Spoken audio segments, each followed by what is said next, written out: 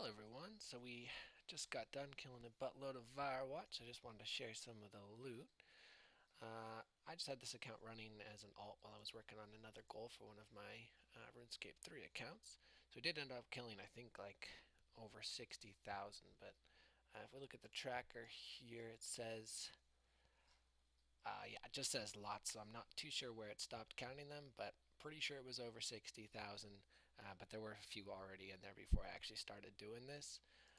And with that said, I did lose some of the Rune Light log for a bunch of the loot that I was getting, but I do have most of the loot. So if we look at the number of shards that we have overall, it does come out to 168. So I think like maybe like 50 to 60 of those were just from this. It took about 3 months to kill all these guys, so I just wanted to show some of the loot and see how much money we can get out of it. I was just using the standard gear for killing these guys. Um, and then whenever I was getting the blood shards, just selling them off as I got them, just because the prices were going up and down, and I always wanted to keep the cash. So if we look at the loot as to what we had so far, it's mostly just the cash from all the alks and from all the blood shards that we were selling. And then here we have just your standard Vyrewatch loot without picking up most of the garbage or the ashes, because that would just take way too long.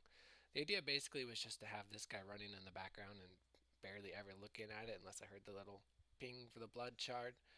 However, you catch most of the loot as you're going through it, and I think if we open up the loot tracker over here, you see there's a bit of a discrepancy with the numbers. Like the blood runes are about 15,000 over. That's just because I lost probably like 15,000 kills around that, just because I was doing it on another computer. But for the most part, we were quite over rate for the blood shards. I think I should have been getting closer to like 35 if I include the previous kills with these ones. But overall, we probably hit about over 60. So it was pretty good to get all of those. And again, it was just fully AFK, so there was almost no effort put into this. So I just want to sell all this real quick and see how much money we can get. And then for my other grind, I was, like I said, playing in some RuneScape 3, and that was with the goal of doing 10,000 hard clues. And I just finished that up. So this was just some free money on the side while I was getting all of those done. So I'm hoping it can add a bit of extra value. I'm still waiting to open all of those, and who knows, maybe I can make a video on it. We'll see. All right, so let's go ahead and just collect a few of these remaining blood shards that we have. And actually, they went up so high.